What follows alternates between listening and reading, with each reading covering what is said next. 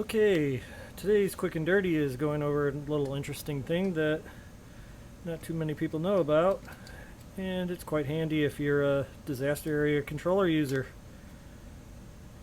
So what we're going to go over today is how you can use the hub and just the hub for your Midi DIN connections and the TRSs to all these, and still be able to scroll presets on these separate from the hub. So the micro is going to be the easiest one to do this on, because if you update it to the 2.01a firmware, you can use their online web editor through a Chrome browser. So it'll be fairly easy to quick configure all this. But basically what you want to do is set, well, what I did for this setup is I set channel A to the hub, which is on MIDI channel 1, and then scroll bank B, channel 2 is the Ventris, scroll bank C is the EQ2, I can't speak today, channel D, channel 4 is a C4. So I've already gone ahead and done the setup on the micro and all that, so those are all preset. So here's my A bank. You'll see this is going to be the easiest one to see on camera, but all the pedals are switching on and off. I made a few hub scenes quick ahead of time just to show everything is reading and changing on the normal hub. That's the easy thing to do with using the hub driver on the micro, and pretty basic. That's how I started off when I first got into MIDI, was with a disaster area controller in the hub and a couple 1 series pedals. So that's pretty basic. But now here's the tricky thing, is the hub cannot send PC messages. It can only send CC.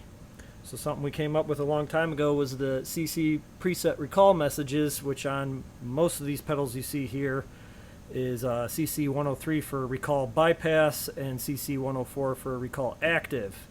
Now the cool thing disaster area did when they were making the driver for the C4, when that first came out, because that was our first USB MIDI preset recall pedal, was they went with the CC messages for their driver rather than PC. So the cheat here is to go into the setup menu. I can quick do that just to show how I've set this, since the disaster area shows up fairly decent on camera. We'll do this, and I already missed it.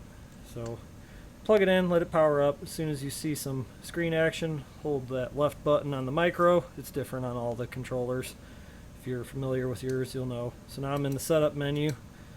So there's the device menu. So for device A, oh, I already screwed that up. Wrong button again. It's been a while since I messed with these guys. So we'll get back into setup. There we go. Device A, hold the left button. See, it's set to hub, so that's good. So now, as I mentioned, hub can't send PC messages, it can only send CC. So like I said, Matthew was nice enough to use that for the hub driver, or the C4 driver. So device B, you'll see, is set to C4. Now C and D are also set to C4, and then I set them to their respective MIDI channels to match A, B, C, D bank. So there's that. We'll just go get back out of here. So now you'll see the A bank is for the hub. I already showed you that. That works pretty great. Now that's sliding down. Now I'm in the B bank. That's the Ventris. You'll notice you have to look down here. I didn't program these, are all factory fresh, other than changing the channels on just for everything to work. You'll see that it is scrolling through the preset banks, and then when all 4 are lit, you're in 9 or higher. So, and then on this controller you hold this switch and it should turn the, yep, now it did. It'll turn on the Ventris when you're doing. So now you see it's turning on and off. So I can now independently scroll through presets on the Ventris. Now we'll jump over to C Bank. That'll be the EQ2. So you can see it, same deal here. You watch down here. Oh, that's not working right. Well, that's a shame. Might need to check that. It should work. I thought it was working 2 seconds ago.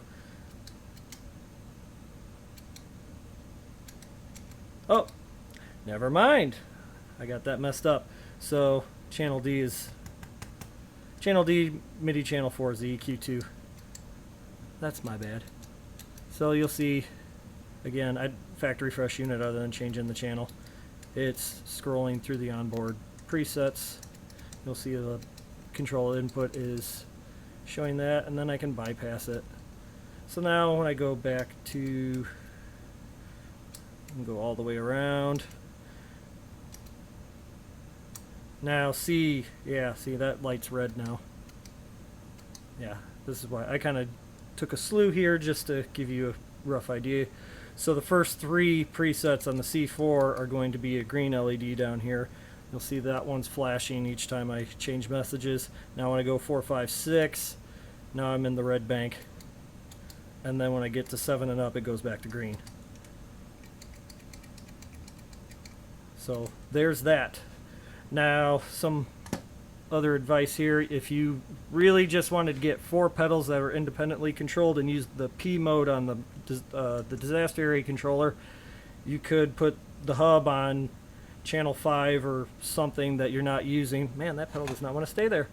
And just simply take a 4th pedal into here and set it to a C4 driver, and then you could have up to 4 devices that could be controlled. That's another reason why I say update this to 2.01a. That added a 4th device. Any previous ones were 3 devices, and they didn't have the computer editor, which is quite handy for the microcontrollers. And my understanding is the DMC 6 and 8 can control up to 6 devices. So then you could have the hub and all 5 pedals control and scroll through the presets independently using my trick with using the C4 driver for all of them. Now the reason these 5 guys up here are these total, the 8 pedals here are all compatible with this little cheat I just taught you.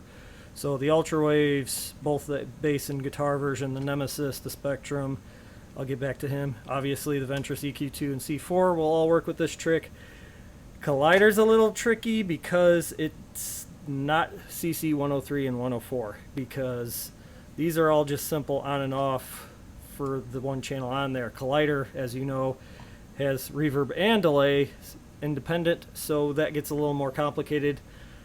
All I can say on that is you might have to go into the Neuro desktop and mess with the MIDI editor.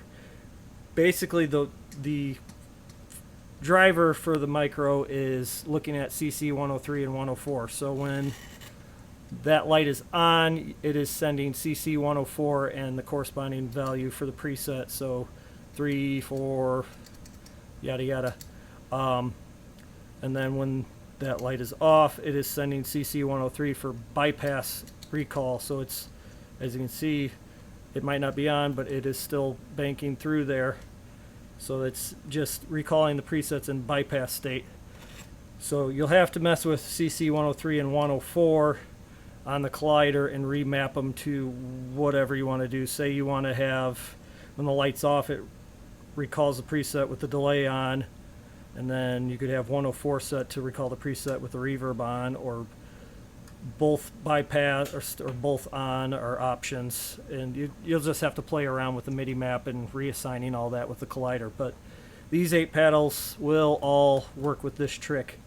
The older distortions and the modulators and the True Spring will not work with this. They don't have MIDI access to their presets. It's all the pedals you see here will work. So there's that. Hope you guys enjoy.